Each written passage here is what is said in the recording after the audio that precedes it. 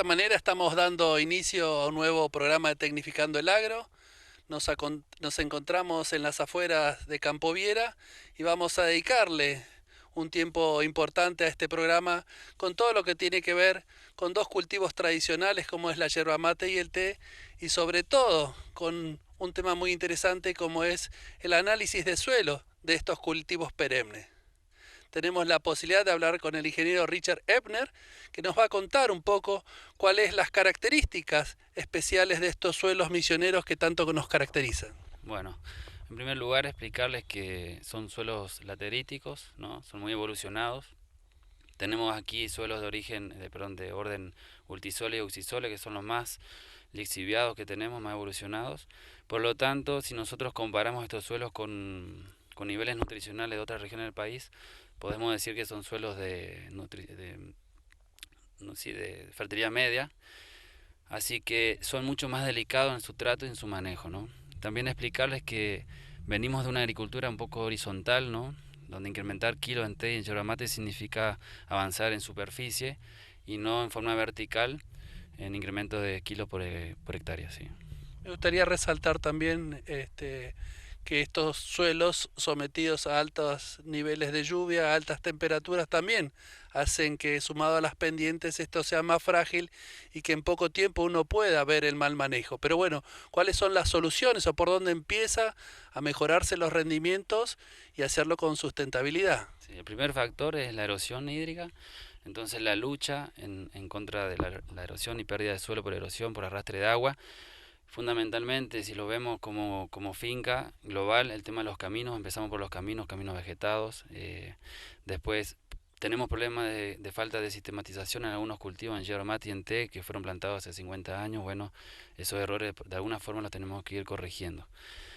Después, lo que hace el manejo puede alterar, por ejemplo, la pérdida de suelo en caso de yerba mate, el caso del sistema convencional cuando se usaba mucha rastra antes, ¿no?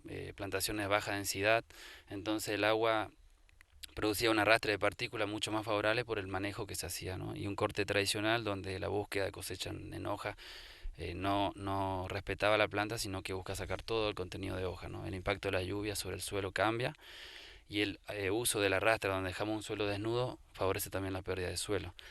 Con ello se aumenta la pérdida de la parte más fértil del suelo, que son los 10 a 20 primeros centímetros que tenemos nosotros en estos suelos rojos, y se vuelve una producción muy reducida y si consideramos los años que ya venimos produciendo aún más, ¿no? Entonces la tarea ahora no solamente es ver el tema de fertilización, sino recuperar los suelos. Y es una tarea bastante cara, ¿no? Lleva tiempo. Un punto clave para esto es poder hacer un análisis de suelo de calidad. ¿Cómo se empieza todo este proceso de recolección de muestras? Bueno, como les decía, las prácticas de manejo. En caso de yerba mate, por ejemplo, no es lo mismo ir a muestrar una parcela de un manejo tradicional con uso de rastra, con una ya un poco más equilibrada donde se dejó el uso de la rastra, ¿no? Entonces, el lugar de muestreo bajo copa de proyección de copa del árbol, en un sistema, por ejemplo, donde arrancamos donde el manejo es el uso de la rastra, ¿no? Una vez que uno equilibra el sistema, donde ya se dejó de usar la rastra, se completó con el número de plantas que teníamos de fallas. Entonces, y el sistema radicular del sistema ya ocupó todo el área con el cambio de manejo, y si a eso le incorporamos el sistema de rama madura, que es la cosecha en sí misma de la hierba, después podemos tomar muestras ya en el lote en forma global, digamos, ¿no es cierto? Entonces, pero son pasos que uno va haciendo a lo largo del tiempo. Estos procesos de mejora tardan de 5 a 10 años, no es muy fácil. Bueno, pero contanos precisamente cómo debería un productor tomar las muestras para que el análisis que hace sea representativo del lote. Claro, nosotros al tomar una muestra sabemos que vamos a tomar una pequeña unidad de suelo que debe ser representativa de toda la parcela. Como tenemos lotes casi siempre caracterizados de poca superficie, 5 hectáreas, por ahí lo que recomendamos es un muestreo compuesto de submuestras, entre 8 a 12 muestras, las mezclamos todas juntas y después vamos haciendo el cuarteo hasta quedarnos con 1 kilo de la muestra, ¿no? La forma de hacerlo lo vamos a ir viendo con la pala, vamos a hacer un pozo y lo mostramos ahora en detalle cómo se hace. Desde el punto de vista de cultivo, ¿cuáles son los parámetros de mayor importancia agronómica para vos? Bueno, desde un principio la herramienta de laboratorio y el análisis de suelo si no se le lleva adelante el manejo y la recomendación agronómica, no cumple su función. Por lo tanto, tenemos que trabajar con estos números que nos arroja el laboratorio.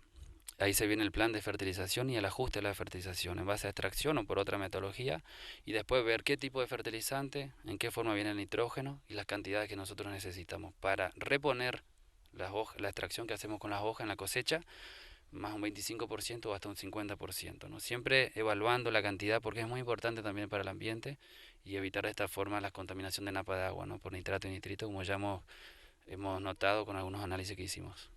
De alguna forma, todo este tipo de análisis y seguimiento de cultivo también trabaja o favorece la sustentabilidad del sistema.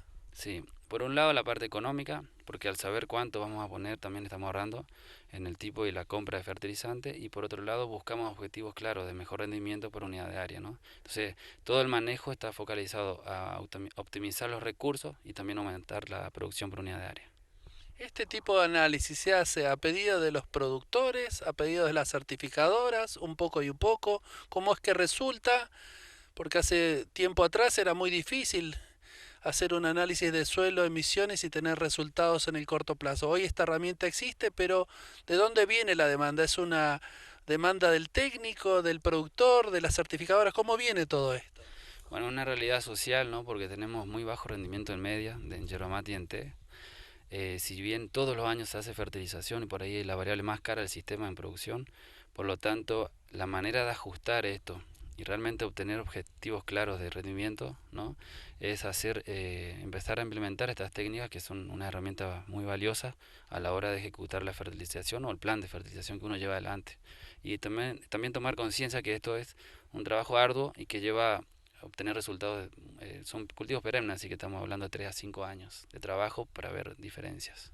Richard, para cerrar este bloque, haciendo todas las recomendaciones técnicas que vos decís, con el manejo de suelo adecuado, con el análisis de suelo y la fertilización correcta, ¿qué rendimiento en kilos de hoja verde por hectárea por año puede esperar un productor? Bueno, la media en producción en hierba están en 5 a 6 mil kilos. El proceso es mínimo de 5 años de trabajo, hay que hacer el acompañamiento de campo y cada año cuando uno va a tomar la decisión de fertilizar realmente que esté con la receta agronómica, ¿no es cierto? Y buscando esa implementación de kilos que uno busca. Lo mismo para té, tenemos té con la media de 7.000 kilos por hectárea, o sea, y el manejo, no olvidarse que el manejo es global, ¿no? Por ahí ajustar fertilización sin hacer un buen corte en la yerba mate no tiene impacto y quedamos en una misma situación, digamos.